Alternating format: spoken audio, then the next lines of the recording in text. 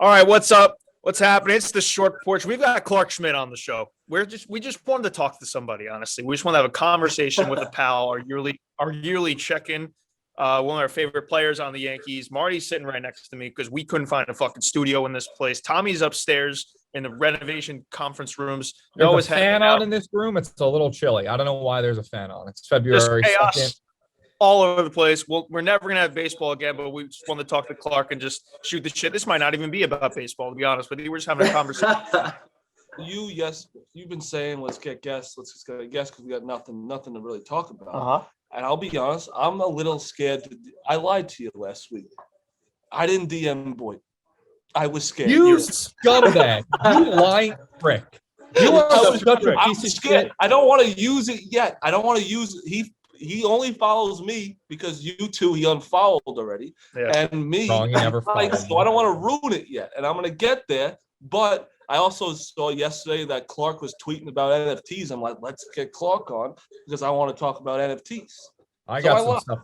Yeah, but all right, Clarke, here's the thing. Marty does this show every day, Mush the Line. He's the biggest social climber you'll ever meet. He has more connections. He's got Little Mo Mozzarella, Braxton Berrios, Chris Gronkowski, like random TikTok people, Gary V. He gets all these random people for his show. We're like, hey, Marty, can you get us maybe one guest, like semi-Yankees related? And he goes, oh, no, I don't know. I'll see what I can do. Hey.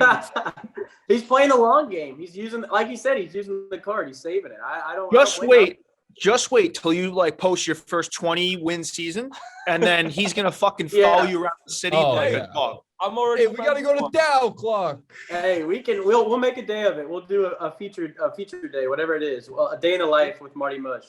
I would love to do that. I mean, this is the kind of dude. I know. I told you, I love Clarke. You got a bunch of people in your like pocket who don't care about you. Clarke, I think, is a good pal. Yeah, we're friends. I consider him. Yeah, we're buddies. Hey, by the way, know. Mush, I need a college basketball pick because I'm ice cold. So I need something. I'm telling you right now, Illinois is gonna beat the brakes off of Wisconsin tonight. You gotta take Illinois.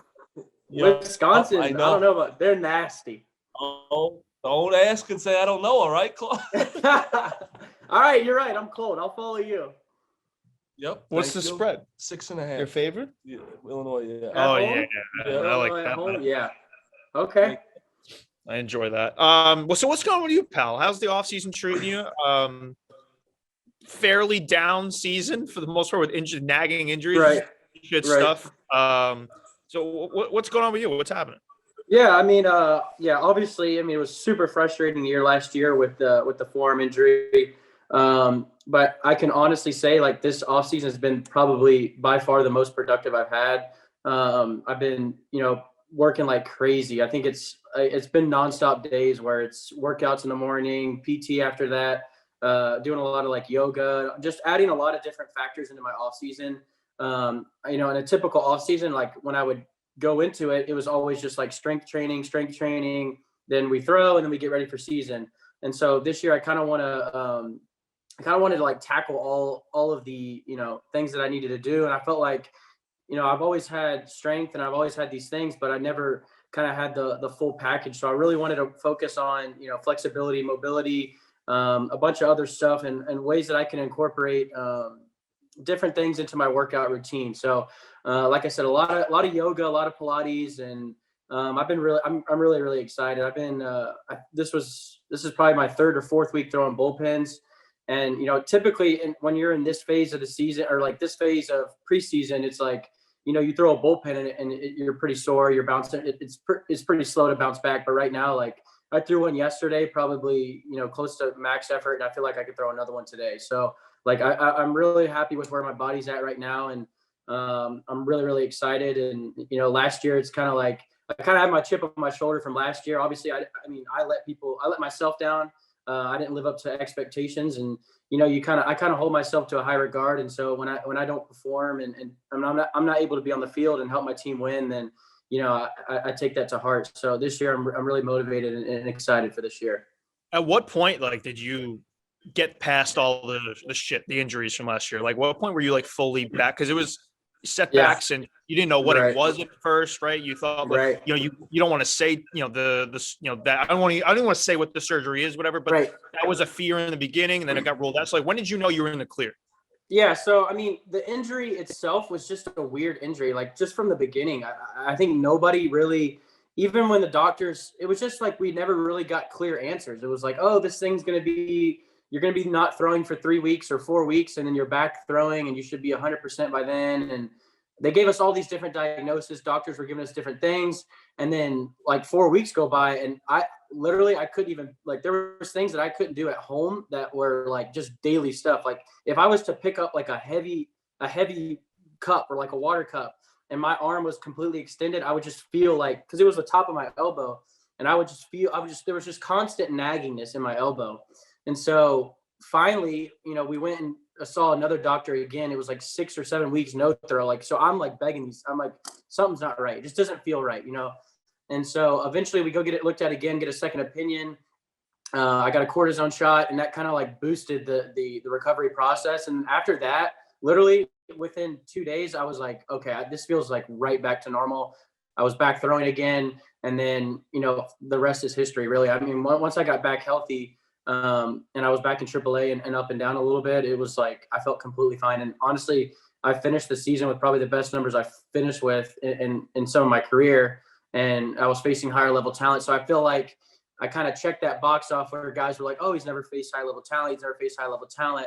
And so for me, I was like, well, I don't have a big sample size to do this with, but what I'm going to do is I'm going to go out there and just execute and show these guys that, I don't really need more. There doesn't need to be a bigger sample size. Like I feel ready to go.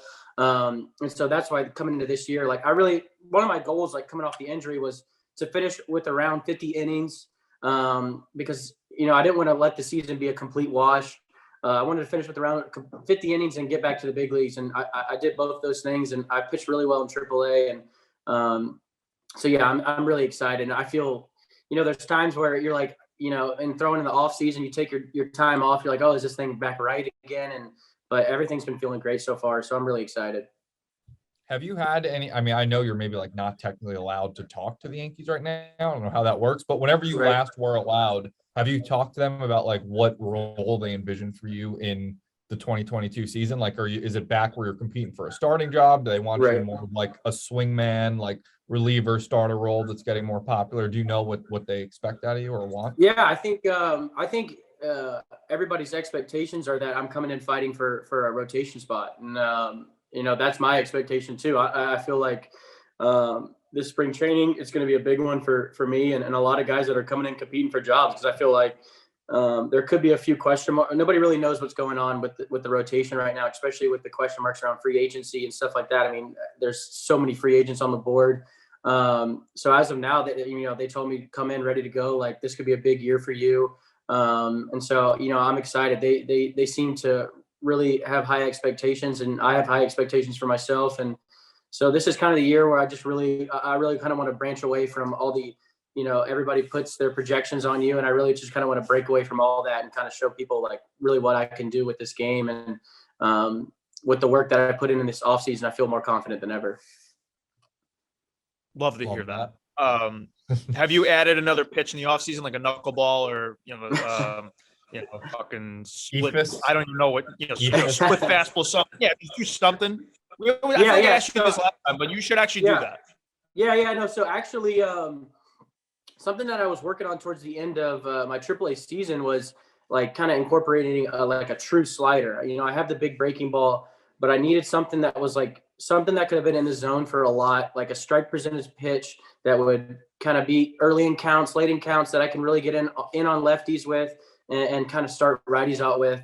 And so I started throwing a slider a lot, and we really developed it. I mean, I can throw numbers at you and continue to just beat you guys up with metrics. But early on when I was in AAA, I think we were at first we were like, let's do a cutter, because a cutter is like, it's easy to adapt to. You can throw a lot of strikes with it.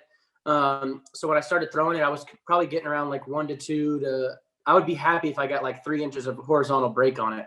And then I kind of like, as I was going through the process and throwing it day in and day out, in my side work and stuff like that, I really found some cues and some things that really made it take another leap.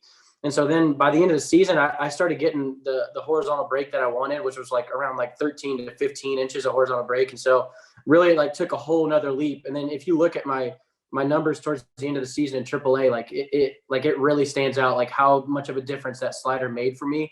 I really, honestly, it's so weird. When I went up when I threw in the Subway Series, I was working on the cutter. And so every single time, Gary and I, he's never seen me throw the cutter. So he doesn't really, we talked about it. We're like, oh, I got a new pitch. Like, it's really working for lefties. Let's call it. So every time that, like on the scoreboard, it would say change up, or like on the TV, it kept on saying change up. But like if you watch on TV, it's like, that's not a change. It doesn't look anything like a change up. And so all of my numbers were all screwed up from that game because I kept on throwing this cutter type thing that sometimes it would break horizontally and sometimes it wouldn't do shit. And so after that game, I went down, like we started developing it a little bit more in ways that we can get more horizontal break. And so once I did that, like after I had a relief outing against the Indians. And then when I got sent back down, that's really when it just took a whole nother leap. And all my starts after that, it opened up the floodgates for me to be able to get a lot more strikeouts, a lot more swing and miss, and higher percentage pitch for me. You have like no idea when the fuck you're going back. So how do you prepare? Do you just like keep just doing what you're doing now? Like, cause you usually ramp it up when it's close to the March and right. Shit. That's the thing. It's so hard to, I think the best case is just to be prepared, over prepared. I mean, you hear so many things. Like at this point, I don't even pay attention to. I can't even look at another MLB trade rumor or another thing about talking about when we're coming back. Like it's just everybody has different takes. Nobody truly knows what's going on. Bro, so like a week ago, they were making significant progress, and then yesterday Pat was like, "Nah, like what? You can't do that to me. Fuck that." Yeah. So at this point, I'm not even like checking. Like if something comes out about it, I don't even like. People ask me what's going on. I'm like, I don't even know. Like I'm just whenever they call me, I'm going down. So I'll probably. Honestly, I'm doing my typical schedule where by now everybody's on, like most pitchers are on a 2 bullpen schedule a week right now. I think next week I'll probably start maybe mixing a live or two. But really, I think, I don't know. I don't want to put any projections on it, but a lot of guys are preparing, I guess you could say, for maybe a delayed spring training possibly, or a shortened spring training. And then hopefully we can have a regular season on time. But I think as of right now, it's looking like, if we're going to have to do anything, it's going to have to be a delayed spring training. So is there like any talk like between the pitchers or like players? Like you can't have communication probably with coach. I don't know even know how it works. Yeah, you can't have but like no communication with the Yankees at all.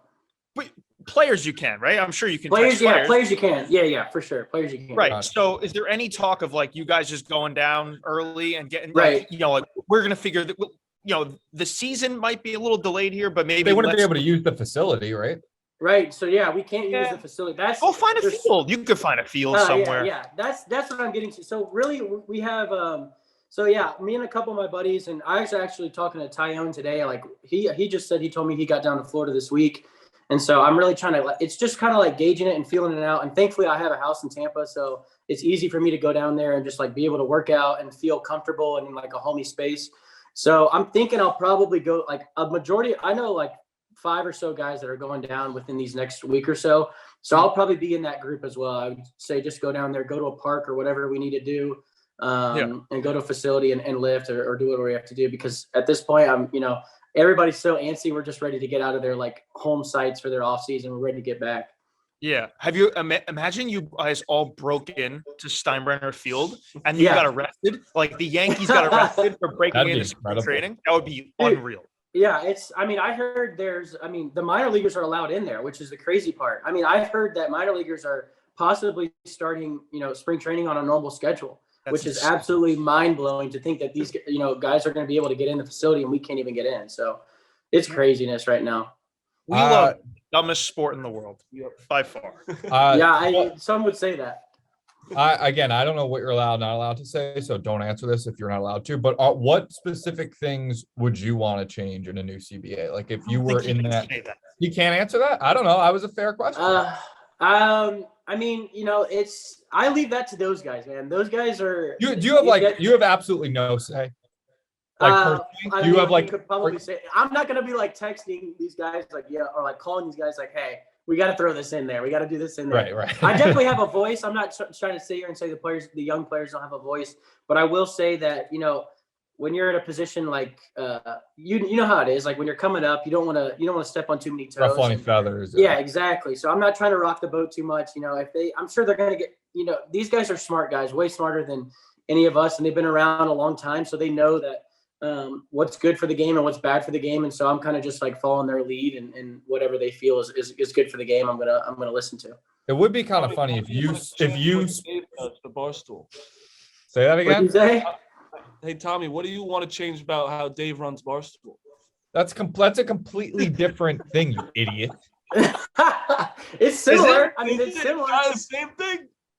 No, but Dave's like on our side. True. But I do want to say there is a change coming that you probably will have to deal with.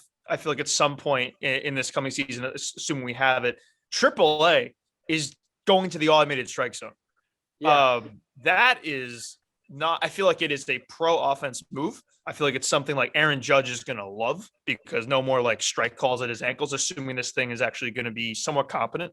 How the fuck are you? And if you were to have a situation where you're in AAA for a few weeks and then come into the majors or whatever, like major leagues will be normal umpires, AAA will be automated strike zone. How the fuck are you going to handle that?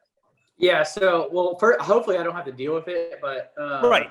I did when I was rehabbing. I think Arloe I think Tampa, they had it last year. They had the automated strike zone, so I threw one game on it, and Okay.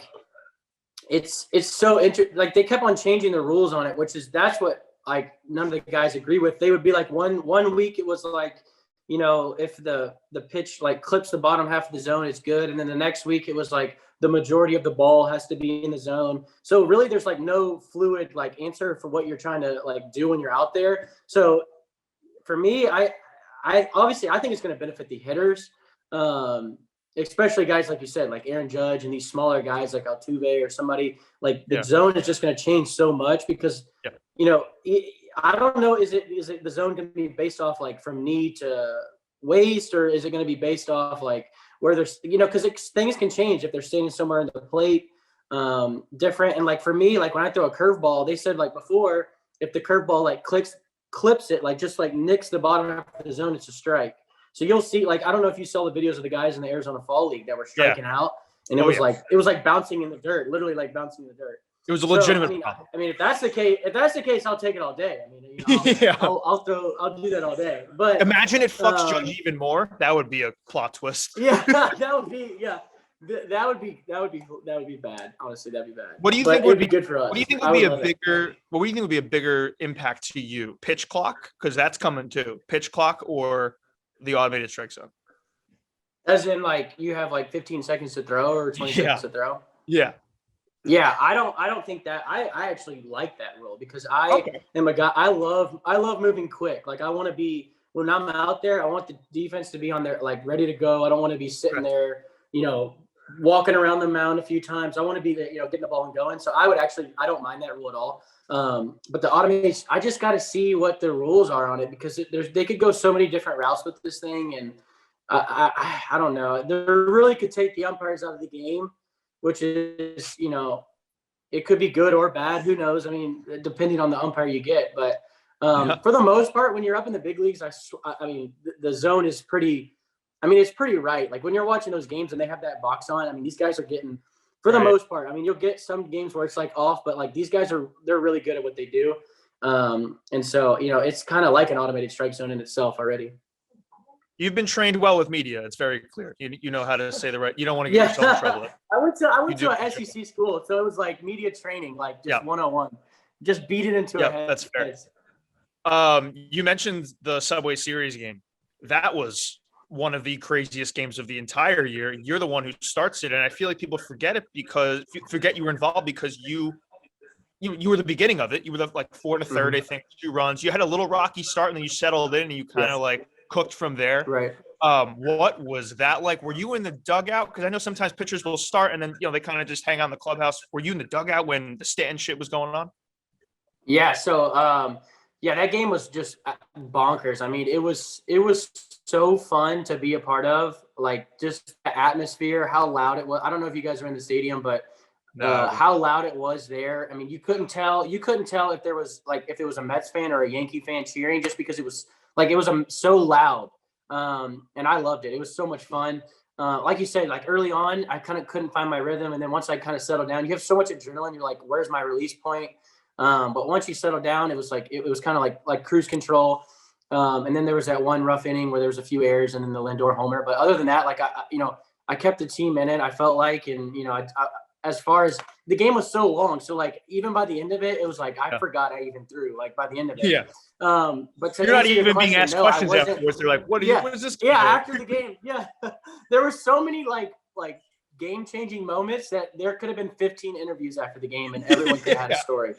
Yeah. So, but actually, no, there was a pretty funny story. We were in, it was me, Judge, and maybe Tyone or someone else. I can't remember who it was. We were in the training room because like I just got out of the game like not too long ago. So I'm in there doing my arm care, kind of like maintenance, post throwing maintenance.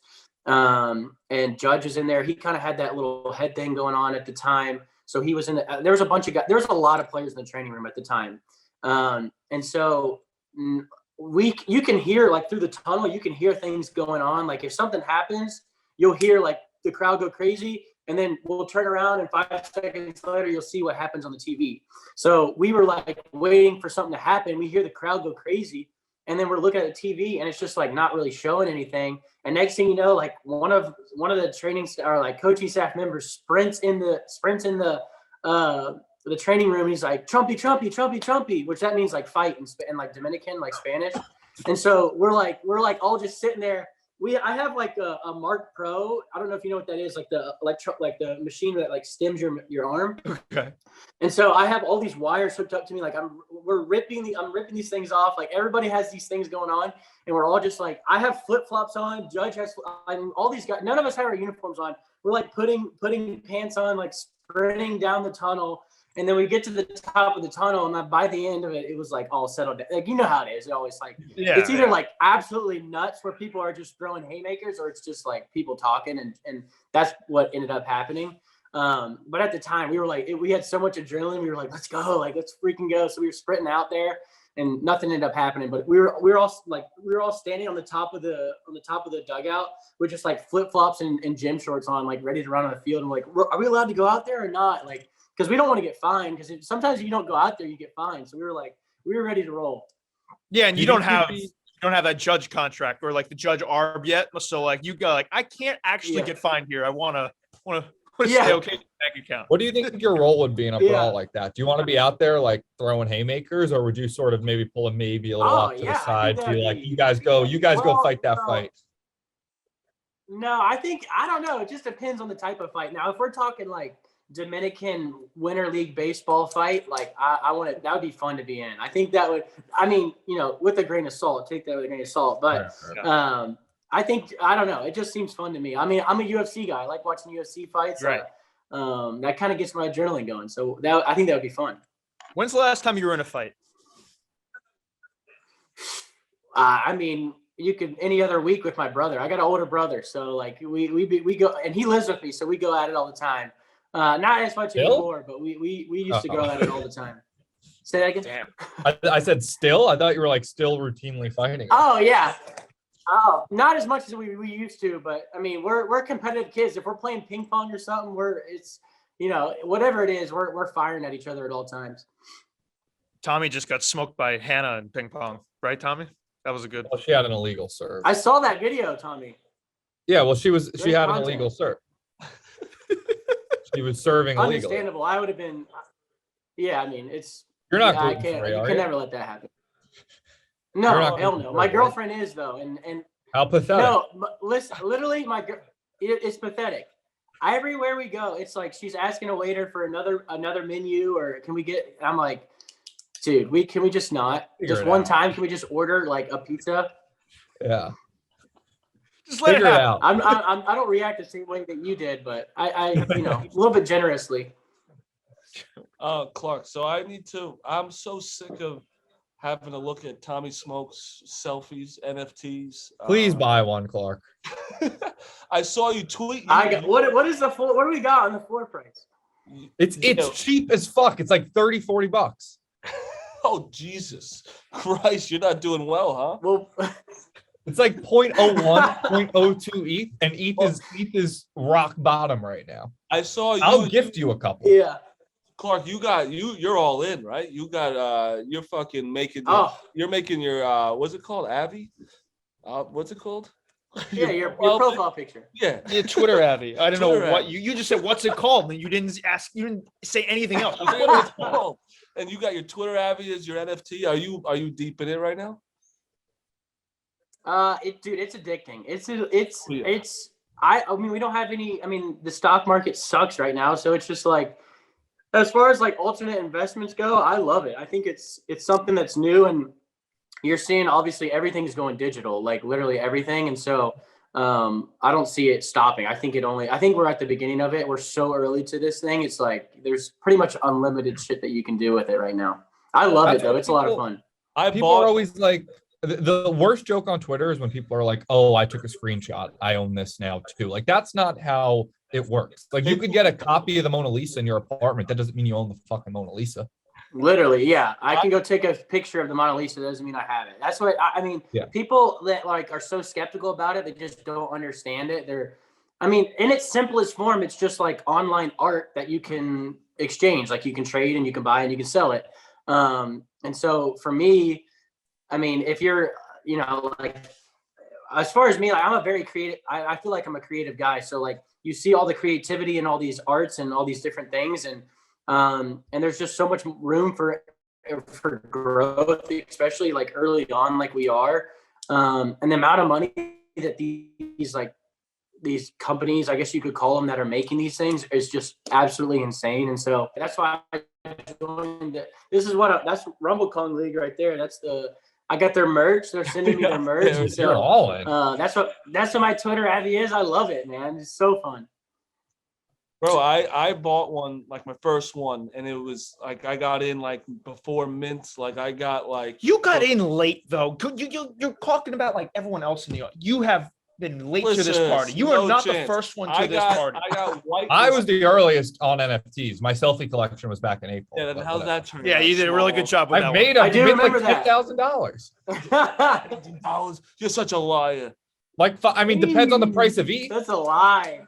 That's a lot. Look, Regardless- the volume traded of ETH you could look at the collection. The volume traded is 2.3 ETH. So right now that's like 2.3 times 2.5, $6,000. But when ETH goes up, obviously that goes up too. Yeah. But I will give. What do you get? Like, what did you get? Like 5% of that? 7% or something? No, I get all of it. I get 90%, and then I get 10% on resales. So Well, look, okay. Clark, There I'll you go. DM I you. mean- I'll gift you a couple of selfies. You pick out some selfies you want. Just having you in my collection, Yeah. maybe a tweet or two from you, just having Clarke Schmidt own a Tommy Smokes Yeah. NFT selfie, we'll take this thing to the fucking moon. Yeah, some gift that he has to. Do you got a Discord? No, I don't have a Discord. I don't know how to work Discord. Yeah, we got to pick it up. Come on, we got to get the full I have a thing Twitter going. account. That's about it. Clark, I'm sorry for introducing you to him. I'm sorry. I got it's fun. listed for Crypto Bull, and it did well. It got up to like 2.3 ETH, and I was killing. I was like, oh my god, I'm the smartest guy in NFTs. And then I got Tommy to buy this new one. It's shit. Shiba. And it fucking stinks. It's like I'm down thousands. brutal. Like my first one, I was worth. Hey, that's part of it. You're gonna add some goods. And then the second one, you barely make your money. I might try to get out. I don't know. I just want my money. Keep it. Aren't we gifted? No, getting hold free- it. Aren't we getting gifted a Shiba, a baby Shiba or something? Yeah, we're supposed to get a baby Shiba soon. What's going on? What's happening? Dude, here? you guys gotta get into RKL. You need to get a RumbleCon. It's gonna be the next Bored Ape. It's gonna blow up, I'm telling you. What's that floor price? I think it's like 2-1 right now, maybe 2-2, 2-3. I got in when it was like 1-3, 1-4. and I saw it get up to like 3.5. But like long term, I think this could be like a legit thing. Steph Curry has like 15 of them. Okay. There's like a bunch of basketball players in it. Oh, I'm so in. That's all I gotta say. Steph Curry. Steph Curry's in. I'm in. My friend has like Yeah. one of the ape sets worth like $200,000. Like he's always ahead of the curve. I'm gonna ask him about your thing and see what he says. And if it's a good thing, then I'm in. Yeah, do it.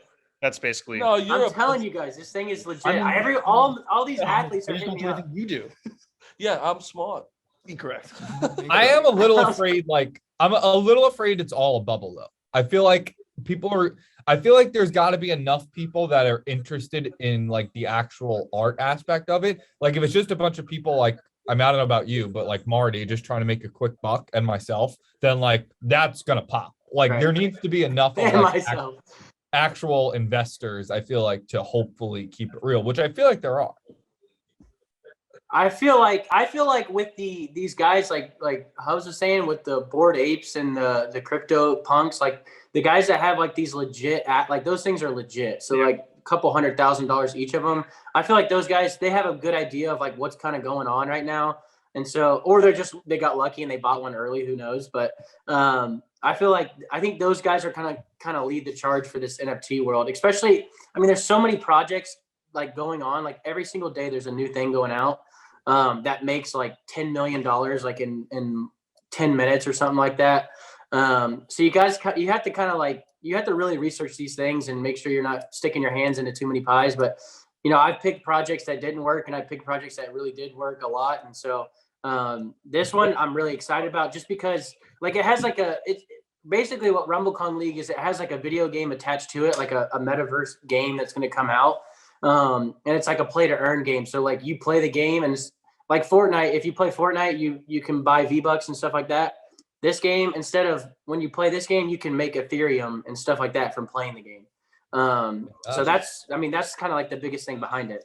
Are you what cryptos are you into? Are you like Ethereum, Bitcoin, any alt ones?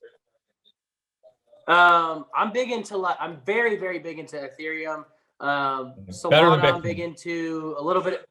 Yeah, no, I'm not even really into Bitcoin. I mean, I think it sets the market.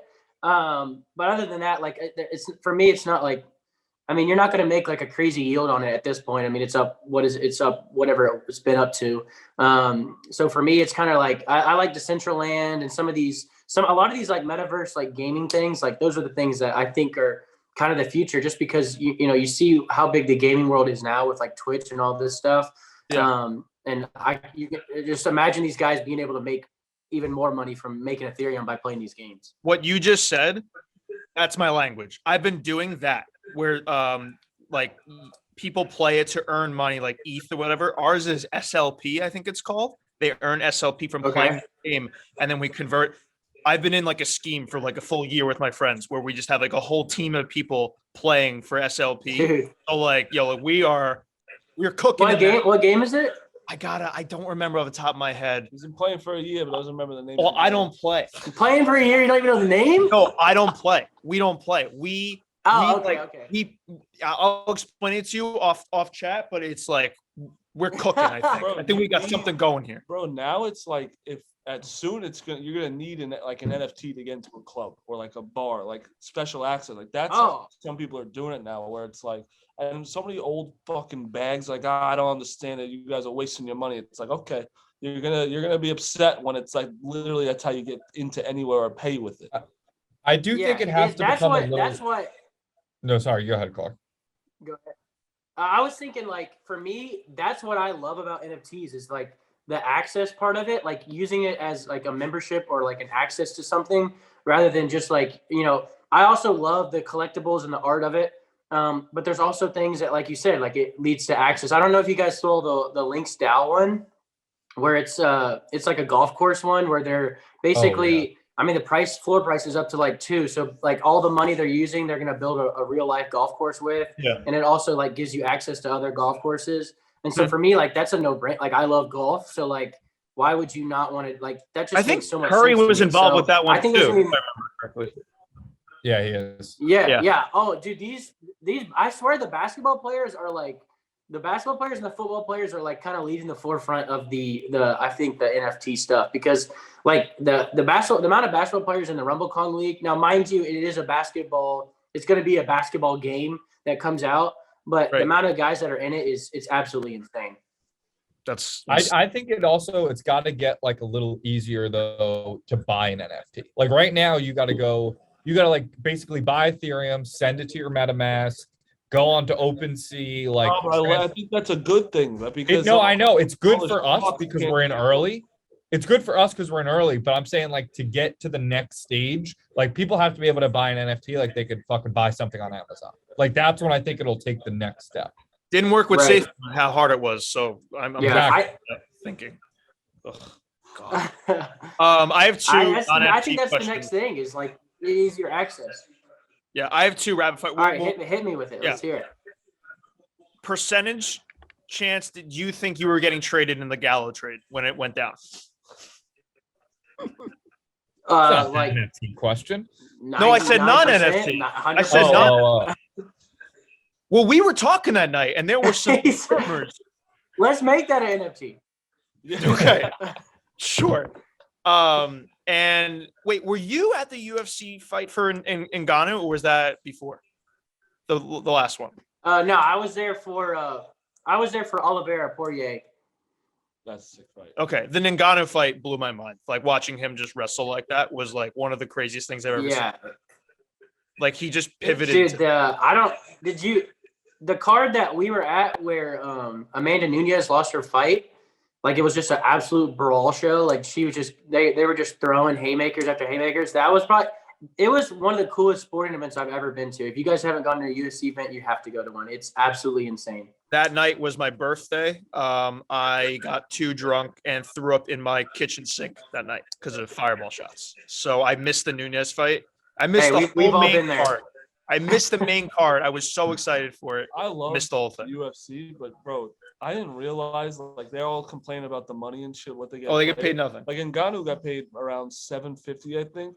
Like, think about this. Jose Canseco fought in Rough and Rowdy, made more than Ngannou. It's a problem. That's bad. Yeah, I think it's crazy. That's something's got to. I like. For me, when you go to an event and you're watching these guys, it's literally like modern day gladiators, just like brawling it out, and then they get paid like $100,000 from it or whatever they're making. It's kind of crazy. I mean, Dana seems to think that he has got a good handle on it, but who knows? I don't know if these guys they need to get. I don't know how they get paid more, but it's weird. And just literally have to fight Jake Paul. Because then he's like, his argument is that if he pays them more, they lose incentive to fight, but. I guess you could argue the opposite, literally. Yeah, like, if you pay me more, I'm going to want to fight more. Yeah, you pay me a little more, I'm going to want to fight. Look at and get more money. God. Yeah, look at Floyd Mayweather. That guy all these guys, they were fighting every single. These boxers, you'll hear of a boxer. He's like 45-0, and he's made like $60 million in his career, and you don't even know his name. Yeah, I hear that. All right, we'll wrap this up. Clarke, you've been great. You don't have to respond to this, but we're pissed at the team for how they've handled the offseason so far, and we want more to happen. And we're like hesitant to even go to the stadium anymore. Like at this point, a lot can change. But Clarke Schmidt started Yankee Stadium.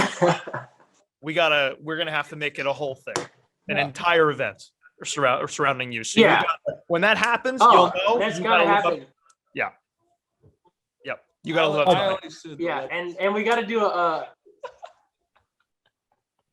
I want to eat. Mush he's sitting in the Legends eating the lobster and steak for the noon games. Yeah. What else? Tyler Cameron. Maybe. Clarke, hey, one of these days. I was gonna say we could talk to the Yankee Stadium like scoreboard. So when they have like fun facts, it says like Clarke Schmidt, number 86, like Tommy Smokes NFT selfie collector, and like maybe we'll put up some pictures of my face on there. This is why no one wants to hang out. Yeah, no, for disregard. You hang out with people. I don't extra anything. All right? Any chance we get a number change with 86, or are you sticking with that? Yeah, see, I think I think it needs to happen. But then I hear so many people are like, "Oh, keep it. I love 86." So we'll see what happens. If I'm an all-star this year, I'll change it. It's a like Mets tight end or something. We go out there. I know. It's a Mets number. I don't like it. It makes me think of the Mets. Yeah, it's too beefy of a number. I think we need to change it. Yeah, but no, we got to do a day in the city as well. We got whenever you're up here. For Yeah, sure. I'm down for that. Mush, you gotta take me, Marty. You gotta take me to all your favorite spots. Oh yeah. Oh, we got Green Rock. Yeah. I gotta show you Green Rock. I brought Chase Rice to Green Rock so I could bring Clarke Schmidt to Green Rock. That's the same thing. Exclusive membership. Yeah. You gotta have an NFT to get in. Yeah, exactly. I love that. Fantastic. But yeah, well, all the best rest of the off season here. Hopefully it's not too much longer. And then we get spring training rolling at opening day, and then we get to see you out there. And all the best. Wish you best of luck, and we'll see you out there. Thanks, Clarke.